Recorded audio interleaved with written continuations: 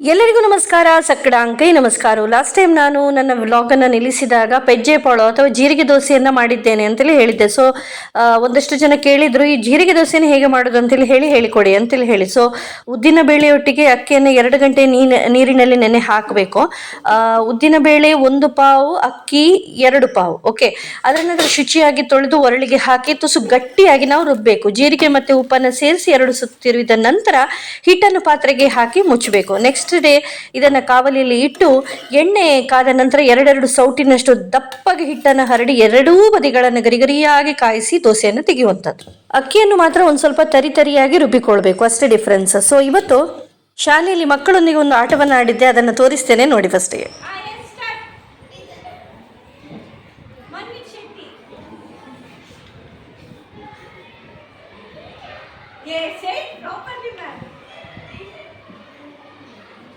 Once again,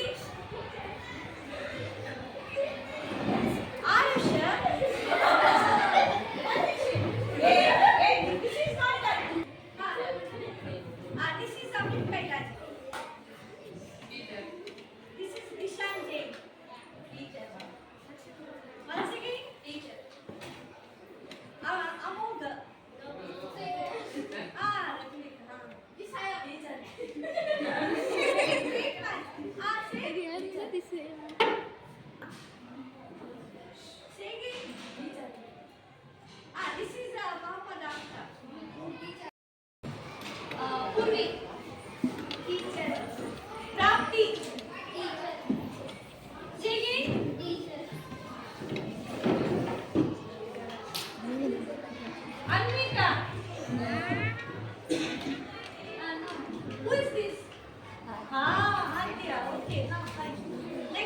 ಒಂದಷ್ಟು ಇಂಥ ವಿಡಿಯೋಗಳನ್ನು ನೋಡಿದ್ದೆ, ಹಾಗಾಗಿ ನಾನು ಕೂಡ ಒಂದು ಕ್ಲಾಸಲ್ಲಿ ಟ್ರೈ ಮಾಡುವ ಅಂತೇಳಿ ಮಾಡಿದೆ. ತುಂಬ ಒಂಥರ ಗಮ್ಮತ್ತಾಯಿತು ಮಕ್ಕಳ ಜೊತೆ. ಸೊ ಈವ್ನಿಂಗ್ ತೆಂಗಿನ ಮರಕ್ಕೆ ಹತ್ತಿ ಕಾಯಿಗಳನ್ನು ಕೊಯ್ಲಿಕ್ಕೆ ಯೂಸ್ ಮಾಡುವಂಥ ಟೂಲ್ ಇದು. ಈಗ ನೀವು ಏನು ನೋಡಿದ್ರೆ ಅದು ತುಂಬ ಎತ್ತರದ ಮರಗಳಿಗೆ ಬಳಸ್ತಾರಂತೆ. ಈ ತಗ್ಗಿನ ಅಥವಾ ಚಿಕ್ಕ ಮರಗಳಿಗೆ ಬೇಡ, ಹೀಗೆ ಹೋಗ್ತೇವೆ ಅಂತೇಳಿ ಹೇಳಿದರು.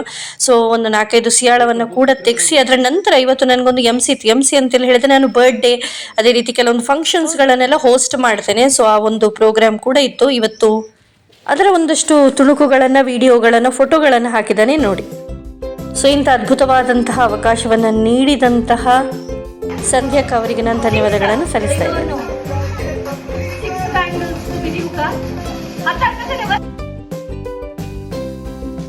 ಸೊ ಇವತ್ತು ರಾಮನವಮಿಯ ಪ್ರಯುಕ್ತ ನಮ್ಮ ದೇವಸ್ಥಾನದಲ್ಲಿ ಭರ್ಜರಿಯಾದಂಥ ಭೂರಿ ಸಮಾರಾಧನೆ ಇತ್ತು, ಅದಕ್ಕೆ ನಾನು ಹೋಗಿದ್ದೆ. ಸೊ ಇಲ್ಲಿ ನೀವು ನೋಡ್ತಾ ಇರುವಂಥದ್ದು ಇವತ್ತಿನ ಅಡುಗೆ: ತಾಳಿತೋವೆ ಸಾರು, ಚೆಣೆಂಗಶಿ, ಸಿಹಿ ಉಪ್ಪಿನಕಾಯಿ ಹಾಗೂ ಚಿತ್ರಾನ್ನ.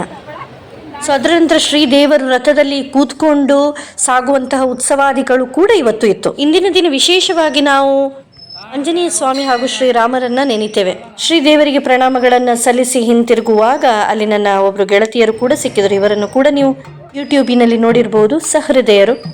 ವೀರಮಾರುತಿ ದೇವಸ್ಥಾನದಿಂದ ಹೊರಬಂದ ಹಾಗೆ ದೇವರ ಉತ್ಸವಾದಿಗಳು ನಡೀಲಿಕ್ಕೆ ಆರಂಭವಾಯಿತು. ಇವತ್ತು ಶ್ರೀದೇವರ ರಥದಲ್ಲಿ ಕೂತು ಸಾಗುವಂಥ ಒಂದು ಭವ್ಯ ದೃಶ್ಯ ಕೂಡ ಇದೆ. ಸೊ ಯಾವತ್ತು ನಾನು ಹೇಳಲಿಕ್ಕುಂಟು, ಕಾರ್ಕಳದಲ್ಲಿ ಹುಟ್ಟಿದವರು ನಿಜವಾಗಿಯೂ ಅದೃಷ್ಟವಂತರು ಅಂತೇಳಿ ಹೇಳಿ. ಪ್ರತಿನಿತ್ಯ ದೇವರ ಉತ್ಸವಾದಿಗಳನ್ನು ನೋಡುವಂತಹ ಸೌಭಾಗ್ಯ ಅವರದ್ದು ಅಂತೇಳಿ ಹೇಳ್ತಾ ಇವತ್ತಿನ ವ್ಲಾಗನ್ನು ನಿಲ್ಲಿಸ್ತಾ ಇದ್ದೇನೆ. ಎಲ್ರಿಗೂ ಕೂಡ ನಮಸ್ತೆ. ದೇವ ಬರೆಯಕೋರೋ. ಬಾಯ್ ಬಾಯ್.